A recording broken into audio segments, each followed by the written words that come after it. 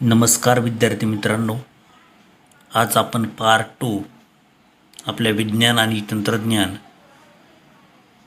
या विषयातील प्रकरण 1 मधील आज खूप महत्त्वाचा भाग आपण शिकणार आहोत.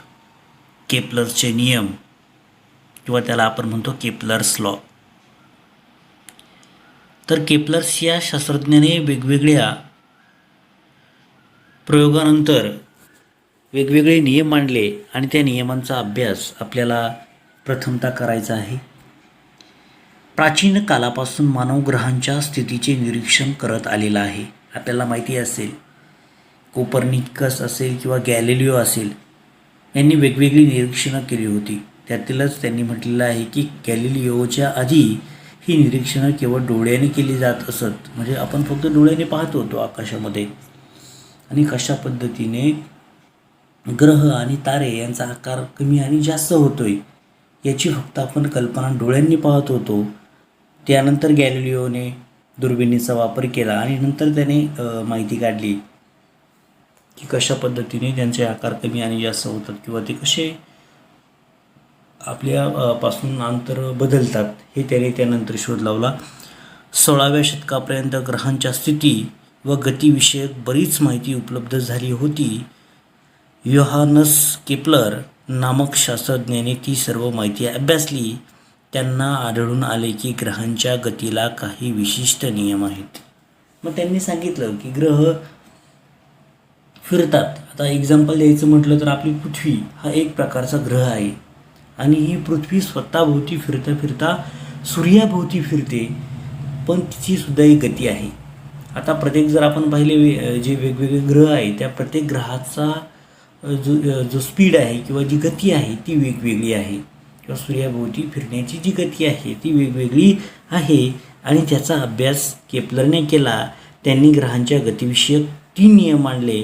केपलरचे हे नियम आपल्याला पुढे पाहायचे आहेत.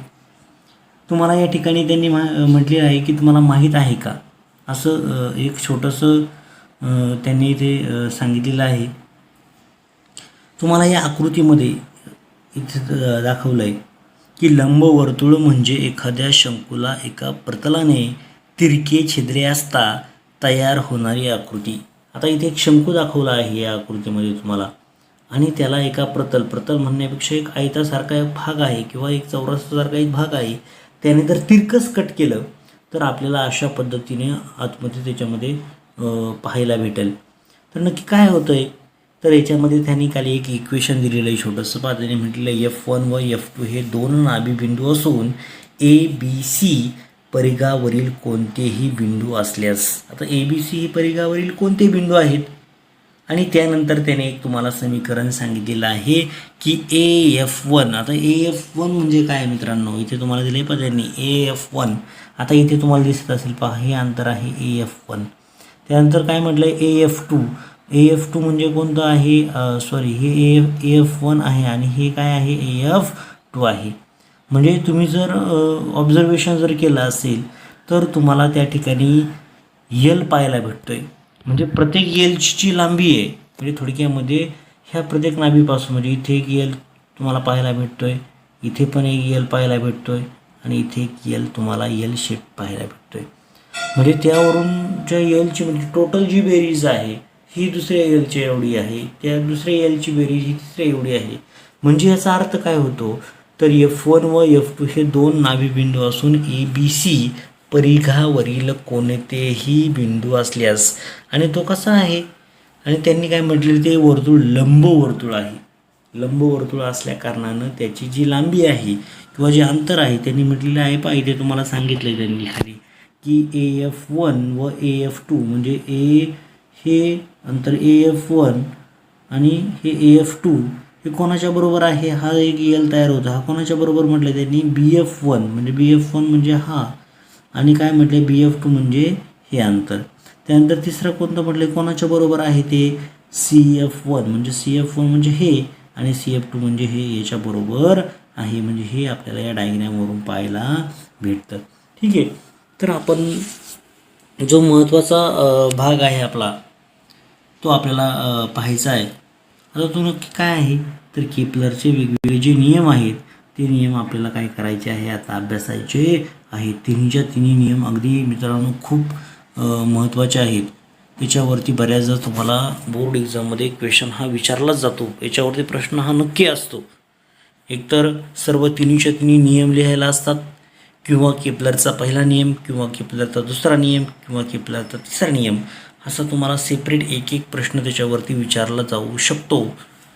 तर पहिला नियम काय सांगतो आपल्याला मित्रांनो, ग्रहाची कक्षा ही लंबवर्तुळाकार असून सूर्य त्या कक्षेच्या एका नाभीवर असतो. म्हणजे ग्रहाची कक्षा ही लंबवर्तुळाकार आहे आणि सूर्य काय आहे, त्या कक्षेच्या एका नाभीवर असतो.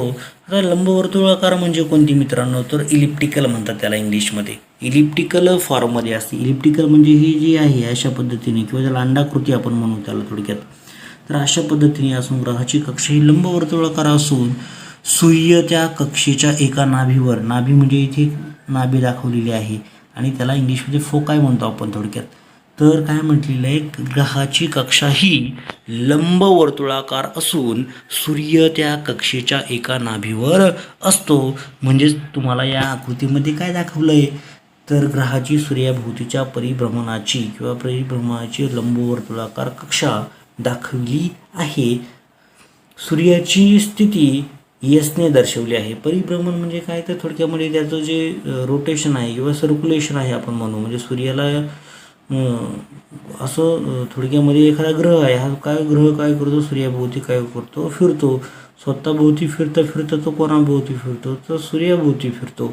म्हणजे त्यांनी सांगितलेलं आहे की ग्रहाची सूर्याभोवतीच्या परिभ्रमणाची लंबवर्तुळाकार कक्षा हे आपल्याला या आकृतीमध्ये पाहायला भेटते. आणि सूर्य हा कोणत्या स्थानावरती आहे, इथे तुम्हाला सांगितलेलं आहे वन ऑफ दी फोकाय, म्हणजे कोणत्याही एका नाभीवर आपल्याला जो पाहायला भेटतोय. हा झाला केपलरचा पहिला नियम. आता केपलरचा दुसरा नियमसुद्धा आपल्याला या आकृतीवरूनच मित्रांनो पाहायचा आहे. खरं तर हा इक्वल एरिया, ह्या नियमाला इंग्लिशमध्ये इक्वल एरिया आणि इक्वल डिस्टन्स हा सुद्धा असं सुद्धा म्हटलं जातं. तर केपलरचा दुसरा नियम काय सांगतो, तर ग्रहाला सूर्याशी जोडलेली सरळ रेषा ही समान कालावधीत समान क्षेत्रफळ व्यापन करते. म्हणजे थोडक्यात काय करते मित्रांनो, तर तुम्हाला या ठिकाणी आता वेगवेगळे एरिया दाखवलेला आहे. पहा, इथे 1 नंबर म्हटलेलं आहे, इथे 2 नंबर म्हटलं आहे आणि इथे काय म्हटलेलं आहे, 3 नंबर म्हटलेलं आहे. आता प्रत्येकामध्ये तुम्हाला एक वेगवेगळा एरिया पाहायला भेटतो. वेगवेगळा म्हणण्यापेक्षा एरिया हा सारखाच आहे, परंतु तुम्हाला त्याचा आकार हा वेगवेगळा पाहायला भेटतो. म्हणजे ASB आहे, त्यानंतर CSD आहे आणि FS आणि वरती E म्हटलेलं आहे, ESF म्हटलेलं आहे. असे हे 3 तुम्हाला वेगवेगळ्या प्रकारचे क्षेत्रफळ पाहायला भेटतात. दिसायला आकार आपल्याला वेगवेगळा दिसतोय, परंतु केपलरच्या दुसऱ्या नियमानुसार ग्रहाला सूर्याशी जोडलेल्या सरळ रेषा ही समान कालावधी समान क्षेत्रफळ व्यापन करते. म्हणजे तुम्हाला थोडक्यात समजून सांगायचं म्हटलं व्यवस्थित तर लक्षात घ्या इकडं मित्रांनो. समजा इथून तर इथपर्यंत समजा जाण्यासाठीचा कालावधी समजा 2 मिनिट असेल आणि त्यावेळेसला तो जेवढं क्षेत्रफळ कापतो त्याच वेळेसला C आणि Dचं सुद्धा कालावधी तेवढाच जर असेल तर त्यावेळेसला त्याचं क्षेत्रफळसुद्धा तेवढंच असेल. याच्यासाठी समजा 2 मिनिट असेल तर त्यावेळेससुद्धा ESFचं सुद्धा क्षेत्रफळ किती असणार आहे मित्रांनो, सेम असणार आहे किंवा सारखं असणार आहे. म्हणजे थोडक्यामध्ये काय म्हटलं आहे त्यांनी, समान कालावधी समान क्षेत्रफळ काय करतं ते व्यापन करतं. म्हणजे same interval of time they consume the same or equal area, किंवा तो सारख्या वेळेमध्ये किंवा सारख्या कालावधीमध्ये सारखा एरिया तो काय करतो, कंझ्युम करतो किंवा तो कव्हर करतो. थोडक्यामध्ये आपण त्याला म्हणतो. तर ग्रहाला सूर्याशी जोडणारी सरळ रेषा ही समान कालावधी समान क्षेत्रफळ काय करते, व्यापन करते. हा झाला केपलरचा दुसरा नियम मित्रांनो. अगदी सोपा नियम आहे. तर खाली काय म्हटलं त्यांनी, AB व CD ही ग्रहाने समान कालावधीत पार केलेली अंतरे आहेत. म्हणजे AB आणि CD म्हटलेलं आहे त्यांनी. पहा, इथे AB दाखवला आहे आणि इथे काय म्हटलेलं आहे, CD म्हटलेलं आहे. तर ती काय आहे, तर ग्रहाने समान कालावधीत पार केलेली अंतरे आहेत. म्हणजे समान कालावधीनंतर A व C पासून असलेले ग्रहाचे स्थान क्रमशः B व D ने दाखवले आहे. म्हणजे हा जो ग्रह आहे A पासून कुठं जातो, तो B कडे जातो, म्हणजे इथे येतो. आणि हा सी कडून कुठं जातो, इकडे जातो, म्हणजे तो कोणाकडे जातो, डीकडे जातो. तर त्यांनी म्हटलेलं आहे बी व डीने दाखवले आहे आकृतीमधील एस व सी एस या सरळ रेषा एका कालावधीत समान क्षेत्रफळ व्यापतात.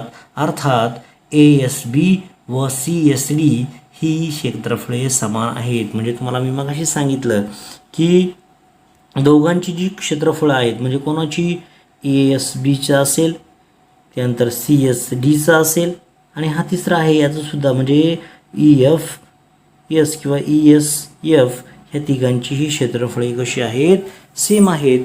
कधी सेम असणार आहेत मित्रांनो, ज्या वेळेसला हे काय करणार आहे, ही समान कालावधीमध्ये त्यांचा कालावधी ज्या वेळेसला समान आहे, म्हणजे ही समान कालावधीमध्ये समान क्षेत्रफळ काय करतात, व्यापन करतात.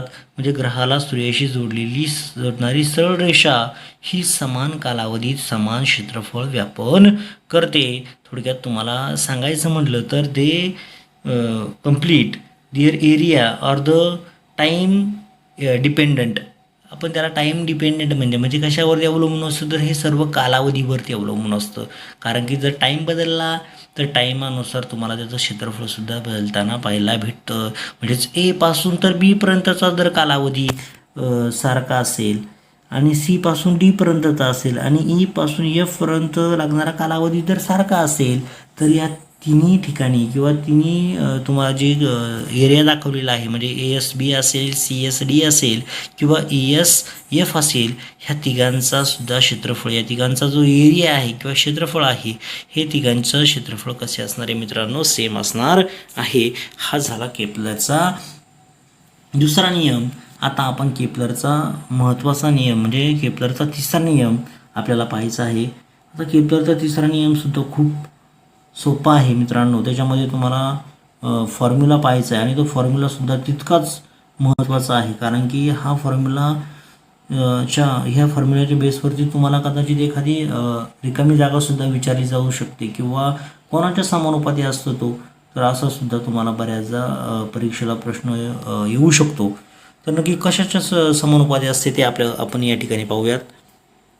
तर त्यांनी म्हटलेलं आहे की नक्की कशाच्या बरोबर आहे, तर त्यांनी म्हटलं आहे केपलरचा तिसरा नियम सांगितला आहे, सूर्याची परिक्रमा करणाऱ्या ग्रहाच्या आवर्तकालाच वर्ग किंवा आवर्तकालाचा वर्ग हा ग्रहाच्या सूर्यापासूनच्या सरासरी अंतराच्या घनाला समानुपाती असतो. म्हणजेच काय म्हटलेलं आहे, the square of period is directly proportional to the cube root of its radius, किंवा आपण त्याला डिस्टन्स म्हणू, त्याच्या काय असते तर त्याचा क्यूब रूट असतो थोडक्यामध्ये. म्हणजे सूर्याची परिक्रमा करणाऱ्या ग्रहाच्या आवर्तकालाचा वर्ग, आवर्तकालाचा वर्ग म्हणजे टी स्क्वेअर म्हणतो आपण त्याला किंवा पिरियड म्हणतो आपण, टीचा वर्ग हा काय आहे मित्रांनो, ग्रहाच्या सूर्यापासूनच्या सरासरी अंतराच्या घनाला समानुपाती असतो. म्हणजे सरासरी अंतर किंवा थोडक्यात आपण त्याची रेडियस म्हणू आपण त्याला, किंवा त्याची त्रिज्या असते त्या ठिकाणी, तर त्या त्रिज्येच्या घन म्हणण्यापेक्षा आर क्यूब किंवा त्याचं जे अंतर आहे अंतराच्या घनाला समानुपाती असतो. म्हणजे आर क्यूब म्हणजे तुम्हाला लक्षात ठेवायचे समीकरण, हे समीकरण तितकंच महत्त्वाचं आहे मित्रांनो. कारण की टी स्क्वेअर हा काय असतो, डायरेक्टली प्रोपोर्शनल असतो. कोणाला असतो तर तो आर क्यूबला डायरेक्टली प्रोपोर्शनल असतो. हे समीकरण खूप महत्त्वाचं आहे. मग जर आपण त्या ठिकाणी कॉन्स्टंट घेतला, त्याला आपण स्थिरांक म्हणतात त्याला किंवा स्थिर घेतलात, मग मला सांगा आपल्याला जर एखादं इक्वेशन जर घ्यायचं असेल, आता इथे तुम्हाला दाखवलं आहे त्यांनी टी स्क्वेअर काय आहे, डायरेक्टली प्रोपोर्शनल आहे. कोणाला आहे तो, आर क्यूबला काय आहे, डायरेक्टली प्रोपोर्शनल आहे. मग हेच लिहिताना आपण वेगळ्या शब्दामध्ये लिहायचं. आता इथे तुम्हाला डायरेक्टली त्यांनी सांगितले किंवा डायरेक्ट दाखवलेलं आहे, पण हे लिहिताना कसं लिहितात, टी स्क्वेअर बरोबर काय घेतो आपण, आपला हा जो स्थिर आहे, स्थिर म्हणजे काय घेतो आपण, हा के घेतो आणि काय घेणार इथं आर क्यूब आहे. मग आर क्यूब इथे मल्टिप्लाय आहे किंवा गुणिले आहे, म्हणजे तो इकडे येताना काय होणार मित्रांनो, भागिले होणार. म्हणजे काय भेटणार आपल्याला, टी स्क्वेअर आपण काय भेटणार, आर क्यूब बरोबर काय भेटणार मित्रांनो, त्या ठिकाणी आपल्याला के भेटणार आहे. म्हणजे तुम्हाला या ठिकाणी डायरेक्टली दिले पाहिजे, तुम्हाला दाखवलं आहे त्यांनी, काय सांगितलं त्यांनी, T square upon R cube बरोबर काय म्हटलंय त्यांनी, स्थिर बरोबर के, म्हणजे T square upon R cube बरोबर के, हे आत्ताच आपण पाहिलं. म्हणजे ह्याला त्यांनी इक्वेशन नंबर 1 म्हटलेलं आहे. केपलरने हे नियम केवळ नियमितपणे निरीक्षण करून मापन केलेल्या ग्रहांच्या स्थानावरून शोधून काढले. ग्रह या नियमांचे पालन का करतात याचे कारण त्यांना माहीत नव्हते. गुरुत्वाकर्षणाचा सिद्धांत मांडताना केपलरच्या नियमांची मदत झाली हे आपण पुढे पाहणार आहोत. आता केपलरचा कसं फायदा झाला किंवा केपलरचे नियम कसे त्या ठिकाणी उपयोगी पडले तर ते आपल्याला पुढच्या भागामध्ये काय करायचे आहे मित्रांनो पाहायचं आहे. तर हे 3 नियम तुम्हाला अगदी समजावून लक्षात ठेवायचे आहे जेणेकरून तुमचं या ठिकाणी एकही गुण जाणार नाही याची प्रत्येकाला काळजी घ्यायची आहे. थोडक्यात आपण पुन्हा एकदा ते नियम पाहूयात. पहिला नियम काय सांगतो मित्रांनो, ग्रहाची कक्षा ही लंबवर्तुळाकार असून सूर्य त्या कक्षेच्या एका नाभीवर असतो. हा पहिला नियम आहे. तर दुसरा नियम काय सांगतो मित्रांनो, तुम्हाला इथे त्यांनी सांगितले पहा हा पहिला नियम होता. तर दुसरा नियम काय सांगतो मित्रांनो, ग्रहाला सूर्याशी जोडणारी सरळ रेषा ही समान कालावधीत काय करते, समान क्षेत्रफळ व्यापन करते. आणि तिसरा आणि अतिशय सोपा नियम आपण आताच पाहिला की काय आहे तर सूर्याची परिक्रमा करणाऱ्या ग्रहाच्या आवर्तकालाचा वर्ग हा ग्रहाच्या सूर्यापासूनच्या सरासरी अंतराच्या घनाला समानुपाती असतो.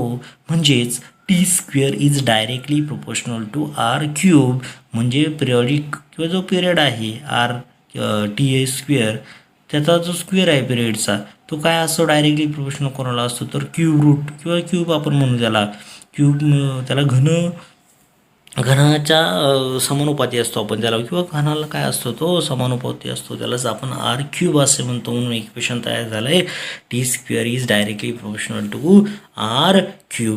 हा आपला केपलरचा नियम या संदर्भातला हा महत्त्वाचा पॉईंट होता.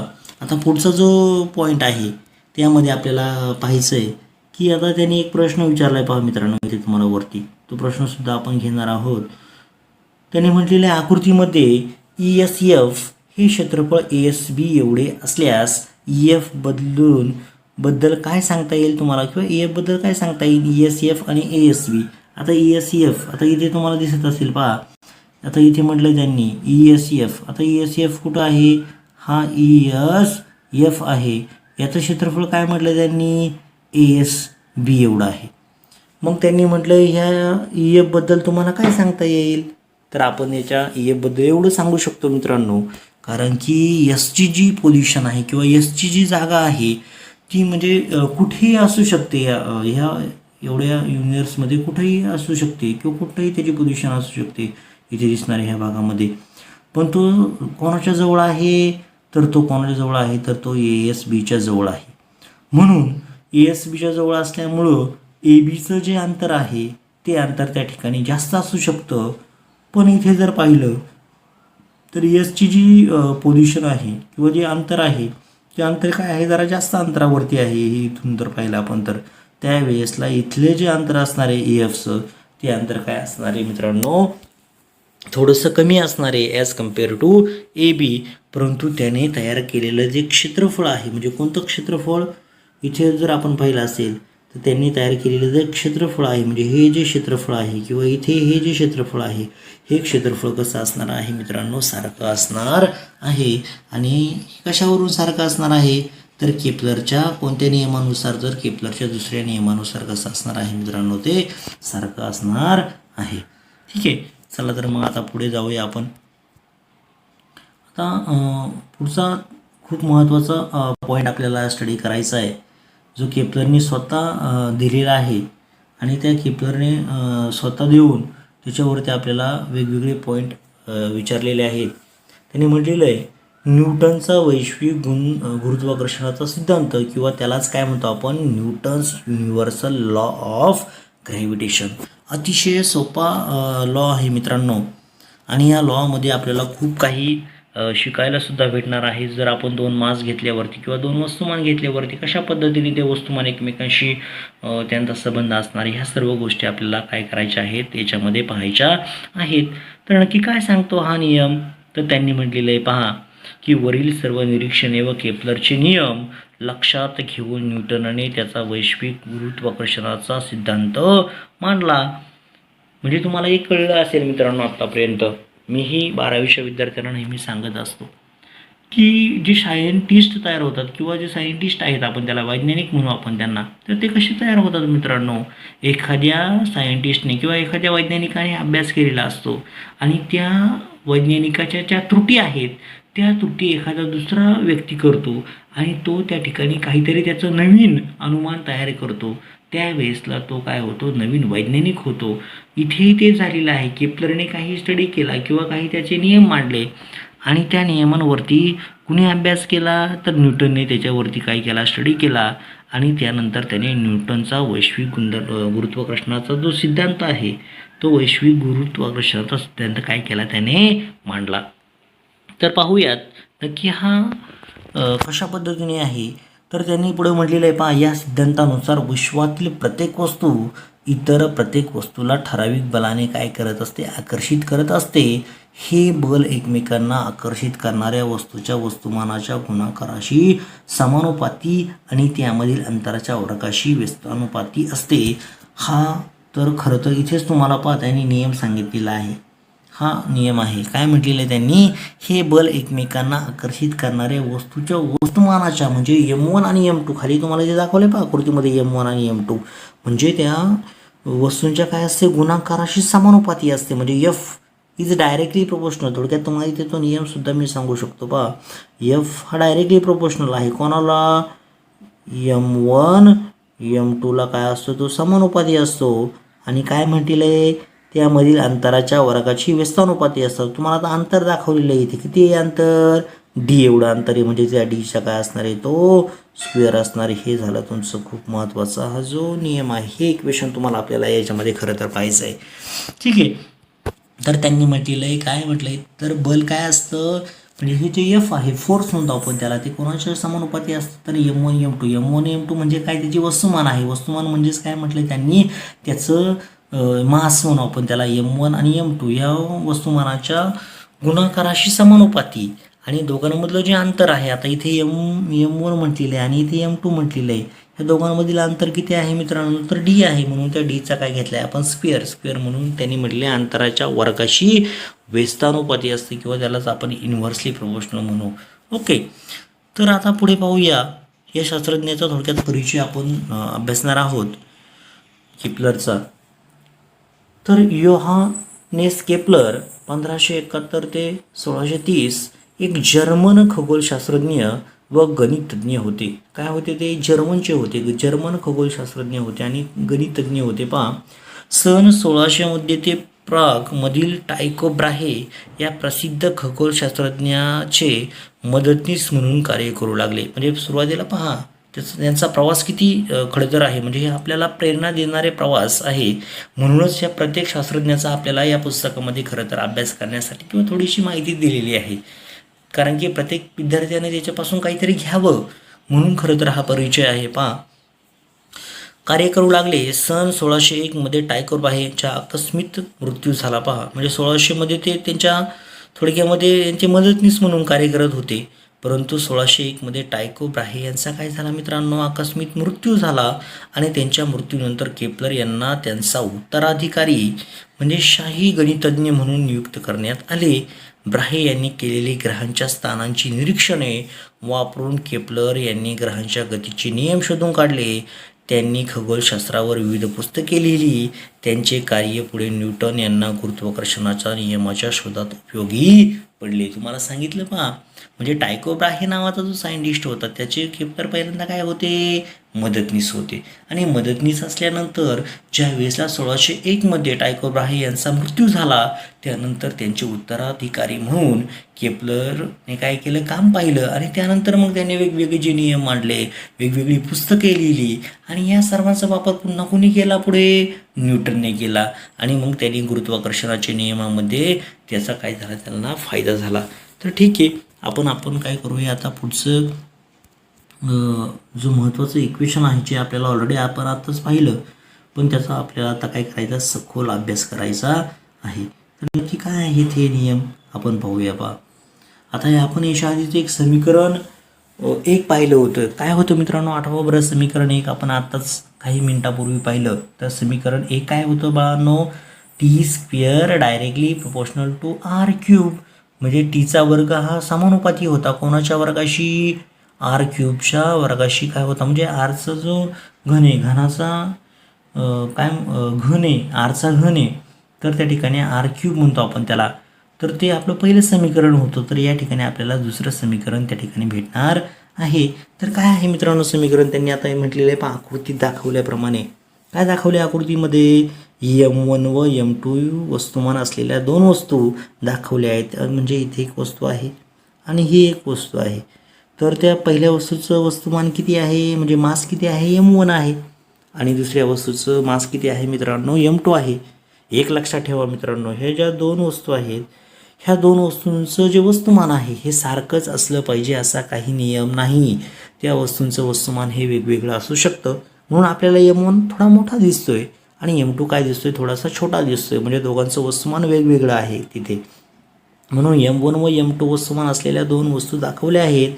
डी काय आहे मित्रांनो, त्यामधील अंतर आहे. म्हणजे M1 आणि M2 या दोघांमधील अंतर कशाने डिनोट करतो आपण, तर डीने डिनोट करतो. म्हणून त्यांनी म्हटले दोघांमधील अंतर किती आहे, तर डी एवढं आहे. या दोन वस्तूंमधील गुरुत्वीय आकर्षण बल हे गणितीय F हे गणितीय भाषेत खालीलप्रमाणे लिहिता येते. का लिहिता येते आणि कसं लिहिता येते, तर आपण वरती याचा ऑलरेडी स्टडी केलेला आहे. म्हणजे बल हे काय असते मित्रांनो, समानुपाती असते. कोणाला समानुपाती असते, तर जे वस्तुमान आहे, जे आपल्याला दोन वस्तुमानं दिलेली आहे किंवा मास दिलेले आहेत M1 आणि M2 यांच्या गुणाकाराशी कसे असते मित्रांनो, ते समानुपाती असते. आणि दुसरं काय म्हटलं आहे आपण, ते व्यस्तानुपाती कोणाशी असते, तर ज्या दोन वस्तुमान दिलेले आहेत, म्हणजे M1 आणि M2 हे जे वस्तुमान दिलेलं आहे, ह्या दोघांमधलं जे अंतर आहे, अंतर किती दाखवलं आहे तुम्हाला, डी, याच्या वर्गाशी काय असते मित्रांनो, व्यस्तानुपाती असते. म्हणजेच आपल्याला इक्वेशन काय भेटतं, F इज डायरेक्टली प्रोपोर्शनल कोणाला, जे दोन वस्तुमान दिलेले आहेत M1 आणि M2 यांना ते समानुपाती आहे. आणि काय या दोघांमधील अंतर किती मित्रांनो, आर स्क्वेअर आहे.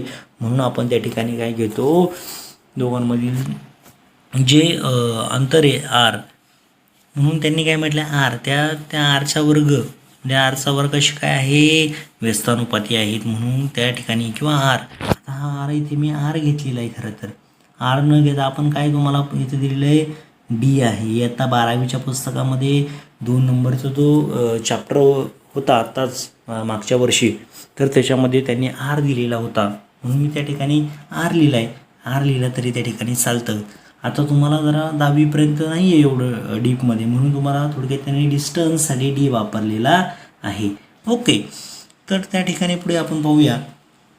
तर एफ हा डायरेक्टली प्रोपोर्शनल असतो. कोणाला असतो मित्रांनो, डायरेक्टली प्रोपोर्शनल दोन मासचा काय असतो, गुणाकार घेतो आपण M1 M2 upon D square. म्हणजेच एफ बरोबर जी इंटू काय म्हटले त्यांनी, M1 M2 upon D square. ह्या इक्वेशनला त्यांनी किती म्हटलेले, इक्वेशन नंबर 2 म्हणजे समीकरण नंबर 2 आहे.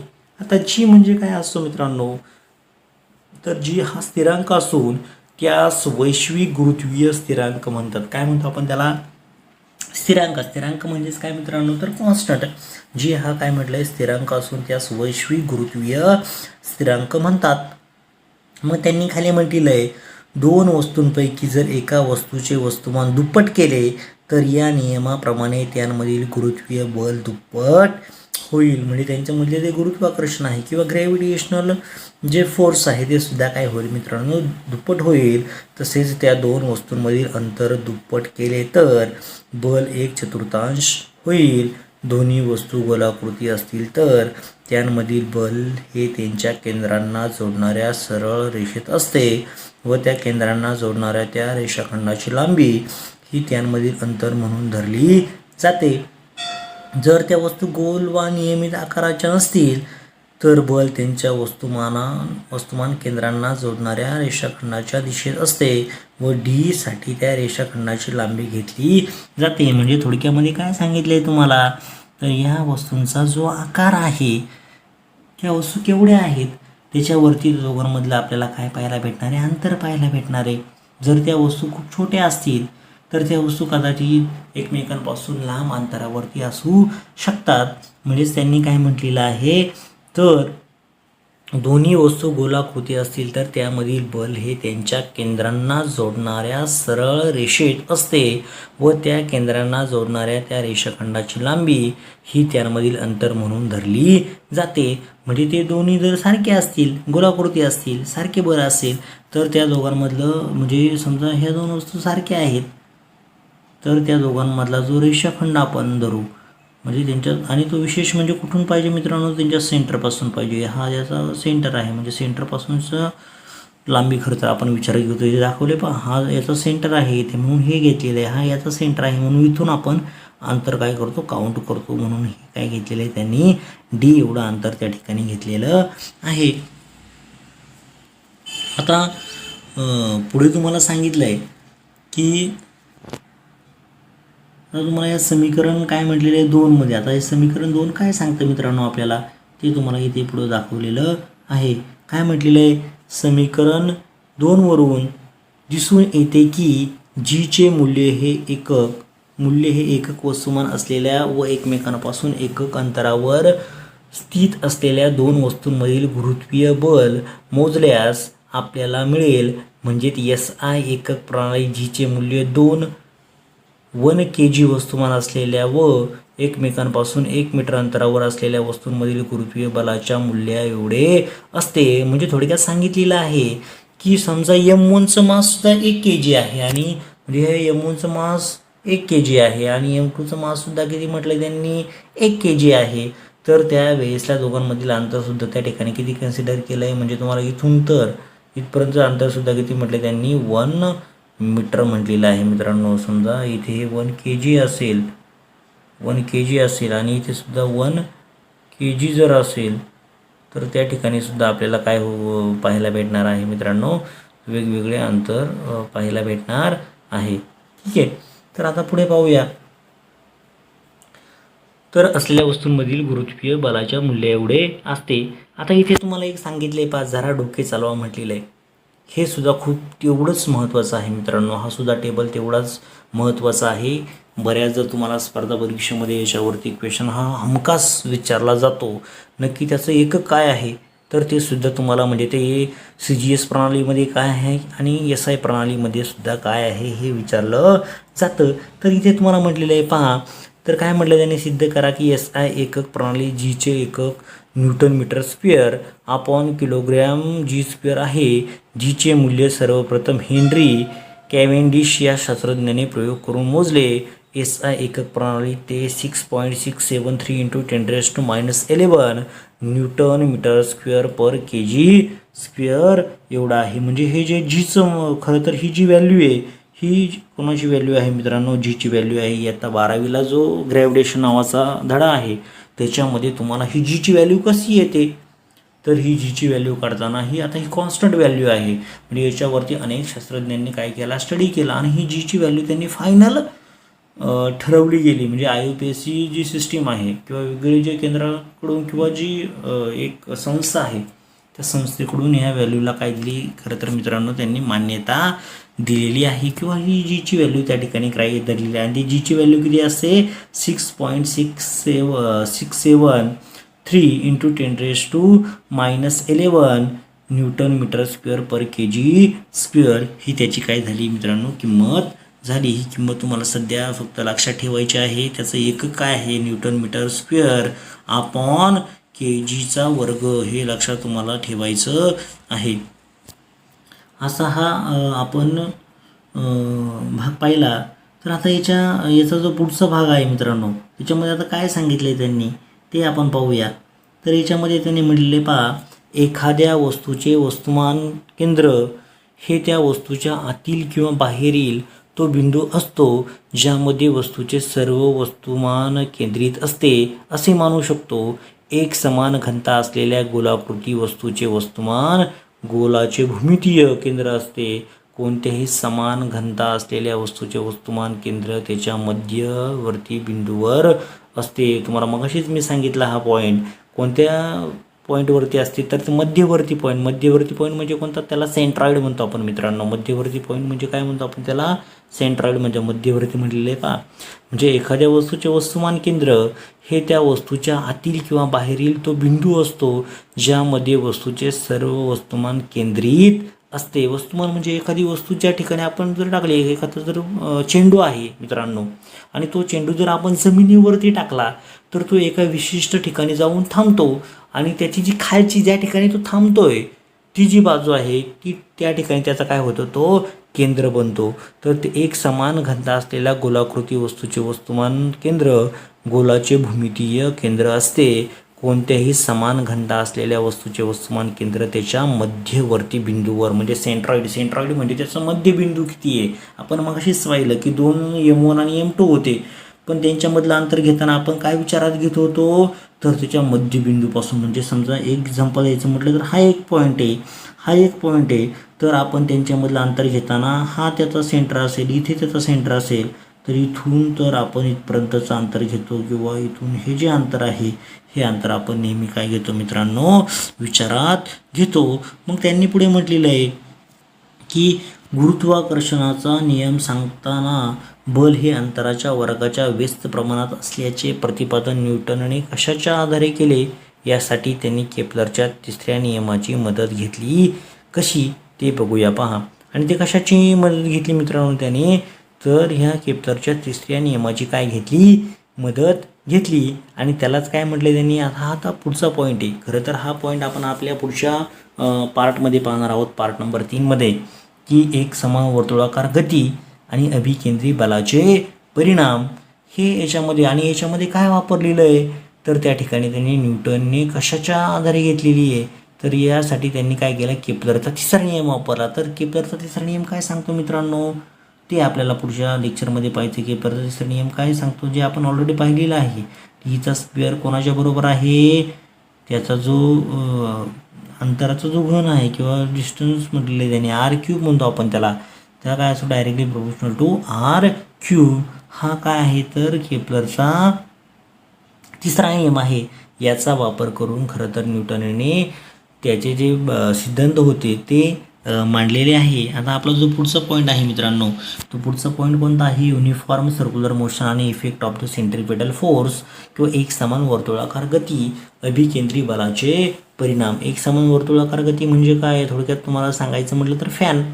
तर त्या ठिकाणी युनिफॉर्म सर्क्युलर मोशन हे त्याचं एक एक्झाम्पल आहे. आणि अभिकेंद्री बल म्हणजे काय, तर ज्या वेळेसला आपण एखादी वस्तू गोलाकार फिरवतो त्यावेळेसला आपल्याला त्याच्या सेंटरच्या तिथे एक प्रकारचं बल पाहायला भेटतं, आणि त्या बलालाच आपण काय म्हणतो, सेंट्रिपेटल फोर्स म्हणजे अभिकेंद्री म्हणतो.